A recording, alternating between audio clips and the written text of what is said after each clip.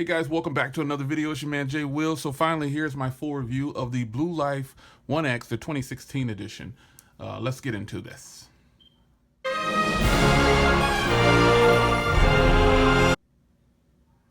All right, so first, I normally have a list of things that I run through. Like every other device review that I do, I just kind of sit the phone here and tell you my thoughts on it, and I go down the list. So that's what I'm going to do. I always start with the techie stuff first. So I'll get the techie stuff out of the way for the people that actually are into that. And then I'll get into the full review. So starting off here, this phone was released recently. It's running, it's from BLU, a company called Blue Bold Like Us. That's what the BLU stands for. This has 16 gigs of storage on board. It has a micro SD card slot up to 64 gigs you can put in there.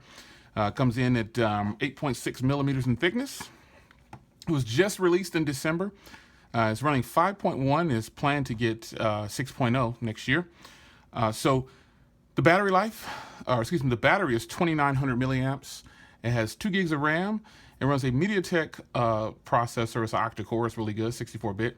13 megapixel on the back and a 5.2-inch display, 1080p with a 5 megapixel camera on the front with LED flash. What else can I tell you about this thing here? Both cameras shooting 1080p. I think that's pretty good. Has autofocus with LED flash as well. The GPU is actually a Mali T7020, so the gaming on this is pretty good. I don't think you'll be disappointed with the gaming. It has USB on the go. It is really, really sharp. It comes in 2 colors, black and white and gold. So this is the black and kind of space gray type color here. So taking a look around, here is the 13 megapixel with LED flash. It's not a dual tone flash, so you're not going to get these perfect tones in your photos. On the top here is the headphone jack. You know how I feel about headphone jacks on the top. Don't really like them. But charging sync on the bottom and a microphone down there. On the front, you got on-screen buttons. You got the camera there, proximity sensor that you can't see. And then you've got the LED flash on the front. That LED flash on the front is, it's bright. So starting off with my regular list of things here, it is actually going to be the screen like I always do. So I'm going to change the wallpaper. This is a custom wallpaper that I have on here. I'm going to change it to something, change it to the default wallpaper. And this is how it comes from the default. This is what you get. You're faced with a beautiful, vibrant, they're trying to show you all the colors is what they're doing here. And the display just pops. Like that Moto X 2014 wallpaper with the blocks and the colors. That's kind of how I feel about this one. Viewing angles on this thing are really good. Really good. So the screen on this is a 1080p screen. It's 5.2. It's gorgeous. I don't think you can go wrong with this screen. Next is the body. Now here's where I really, really, really enjoy this phone. Sorry, I got a little scratches on it already.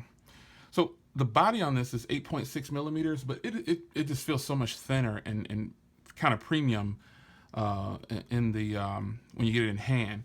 So as you see along this side, you've got your power button and volume rocker. On this side, you don't have anything, but on this side, both you have these antenna bands. And this is a weird part for me. You can actually feel these.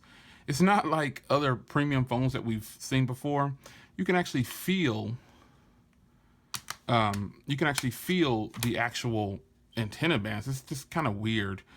This is supposed to be a metal chassis, and after using it for some time, it doesn't feel metal. It feels like plastic, to be honest. But I wanted to expose it back anyway right here. So I've got 2 SIM cards in there, and I've got a 64 gig SanDisk card in there. You can install, before I get going, you can install applications to the SD card. So if you're wanting to know, can you do that? Yes, you can. You can move everything to the SD card that's movable. Some of the Google apps, obviously you can't move those, but downloaded apps, your games, those big, large files, I have all of mine on my SD card, so that's out of the way. The body on this is great. The one flaw so far that I found is this speaker is super weak, and it really depends on what you're playing. So when I was playing MP3s, some MP3s that I coded at a higher bit rate, they sound really loud. But when you just listen to YouTube videos from the app, no matter what it was, no matter which video I did, the speaker was mediocre at best. It just wasn't good. And the sound quality on this thing just is not good. Depending on what you're doing, that's the bad part. It just depends on what you're doing, and that's not good. So I kind of was like, nah, I tried to give the speaker a thumbs up, but I just can't do it. The speaker gets 4 thumbs down. If I had 2 hands, I'd give it 4 thumbs down. So fix that speaker or put it on the front. At least put one on the front down here if you can. Cameras, though. Cameras is where this product shines. It's kind of a hit and miss sometimes. But overall, I'll get my OnePlus charger here. Using things with some color. Overall, the camera is pretty good. Now let me get something totally different tone here with the green. The camera is good. I'm not gonna say that it's not. It's not the best camera on the market, but the front camera is what I've found is really, really sharp. The cameras will perform correctly. And I think I double tap too. You can double tap the home button down there. This phone does have gestures and everything, so double tap screen off or screen on, and double tap the home button down there turns the screen off. But the cameras are really nice. They will impress you. They are better than the Moto Gs for people to ask, and I think it rivals a lot of high-end phones. Not a lot, but most mid-range phones, this phone's cameras are way better. I would even rank these cameras a little bit better than the Nexus 6. The rear camera on the Nexus 6 is definitely better than that one. And the front camera on this phone rivals several phones out there on the front camera for it. It's really good. The cameras really shocked me. Video quality, no optical image stabilization, but it's still doable. But it'll work for you. It's definitely really, really good. Web browsing on a 5.2-inch display, 1080p, count it as good. There's really not much to that. Now here's where I had some issues at, is call quality. The call quality, as you can see, I've got 2 SIMs in there, and the first SIM is for data and the second SIM is for calls. Now I had questions about whether both can be used as LTE. Well, you have to choose. Only one of them can be LTE at a time. One has to be phone calls, or you can use one for phone calls and text, or you can use one for data and text, but you just have to put the combination that you want. I don't want to go into the screen because it has my phone numbers there, and I don't want to expose them, but both SIM cards use LTE. Is that you just have to choose which one you want to put as LTE, and then the other SIM card could be used for just calls or just text, or whichever you choose. But the service that I'm getting with the SIM cards when I'm using it for data is a lot weaker, and I don't understand what that's about, but the SIM cards for data aren't as strong. Like when I'm just using for data, it's just the signal fades a lot. Like if I were to switch the SIM cards and put the data over here, you'd see the signal drop down over there. I don't know, that can definitely be fixed in a software update, and I'm pretty sure Blue might be aware of that. If anybody else has that issue, shout out in the comments. If you don't, maybe it's just my unit. Processing power behind here, I've already got a benchmark video up. So, but powering this thing is a MediaTek processor, and for what it's powering, this octa-core processor is really, really good. This isn't a feature-rich phone because it's really more like stock Android. The only thing that they've added on here was the Blue Help, and then they added an FM radio and their own file manager, and pretty much that's all I can see. Now, at the beginning of the boot, when I first booted this up, there was some bloatware on here, and I uninstalled them because with this phone, you can actually uninstall the things that you don't want on here. I mean, you can literally take it all off. I could have taken off all these Amazon things. I didn't take those off because I actually use them. So that's that. I wanted to keep them. But yeah, this isn't a feature-rich phone. Now, here's where the battery fails and shines at the same time. When it comes time to use this phone, it's gonna last you for a day or more, depending on your usage. I was able to get more than a day out of it, and I'm a heavy user. Screen on time is about 6 to no more than 7. And now standby time, I could get it for about 5 days, almost 5 days of standby, just sitting here. I do a standby test to check the battery. And it was about 4.5 days just sitting on the table with sync turned on, everything's still going to it, lasted about 4.5 days, and then it shut off. That's really good. But here's the problem with the battery. It takes about 4 hours. If you leave it on, it's gonna take you about 5 hours to charge or so. So what I do is I make sure it's charged in the morning so I can use it all day. Because if you have to charge this in the middle of the day of your cycle, if you've got your cycle in the middle of the day, you're gonna hate it because it's gonna take 4 to 5 hours to charge it. So what I do is, obviously I have like 3 phone numbers. I just power this phone off, and it's normally charged in about 3 hours. And it doesn't have quick charging. It doesn't have wireless charging. It doesn't have NFC either. I believe. Let's double check. No NFC. For some people that's important because you might want to use Android Pay. I actually do use Apple Pay and Samsung Pay, so I need NFC. But a lot of people are reporting 5 hours plus on this phone, regardless of how you have the brightness. Some people have the brightness way up and they're still getting 5 hours screen on time. Again, it does have a 2,900 milliamp hour battery, so that could be why. But I'm going to tell you that the battery life on this thing is fantastic. It's just that charging. It doesn't have fast charging, and it sucks in that area to charge. So luckily for me, I don't have to use this as my only device, and it's worth it to me.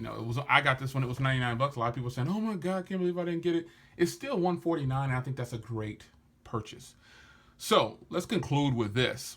Is this phone a budget phone or a mid-range phone? I say it's both, and I say it has high-end specs in some areas, i.e., I consider the screen to be better than, you would think this was a Quad HD display if you saw it in person. And for those of you that did order, you're going to see what I'm talking about. So this display is just beautiful. Let me crank the volume of the display up. The display is gorgeous. This is just a beautiful display. It doesn't hurt your pocket, and it's a great phone on battery. It has great cameras. It has an SD card slot. It feels fantastic in the hand. There's a lot of things dealing with this phone that are really, really good. Do not be strayed by my video where I put it up saying I returned my Nexus 6 for this. Don't let that deter your decision to buy this phone or the Nexus 6, because people are really giving me a lot of flack about that, but it's just my opinion. I say get them both in hand and make your own decision, but this is just my experience with it. I'm sure everyone who has this phone is going to tell you that it's fantastic. Some people say don't compare it to high-end phones. Well, what's the purpose of doing a comparison when you've got a phone that can operate at the level and better in some areas than a phone that I paid $700 for? You do the math. So, it's your man Jay Will. How do I rank this phone? I give this phone about a 9 on the Richter scale, a very low 9, because the speaker is weak. It takes a long time to charge, and I've had these signal issues, man. The signal just kind of fades out for the data portion. But it does have band 12, so I didn't have a problem penetrating buildings. I could penetrate them very well. It goes straight through the walls. I can get it. So the signal was good for doing that, but the internet speeds were fast, but not fast enough. So because of the lower signal, no drop signal or anything like that. It just kind of stayed within 1 to 2 bars when it's dealing with the data. As you can see here, the speaking for talking, it's full blast, and I don't understand that, but that is what it is. So it's your man Jay Will. I give this phone about a 9, and it's definitely beating out several other phones on the market, and it's actually rivaling some high-end phones. Like, this phone is much better to me. Now, as far as performance and fluidity, it's not as fluid as iOS, so I can't say that it's better than the iPhone 6S. But it rivals several features of high-end phones. This is like a baby high-end phone at a much better price. That's the best way I can put it.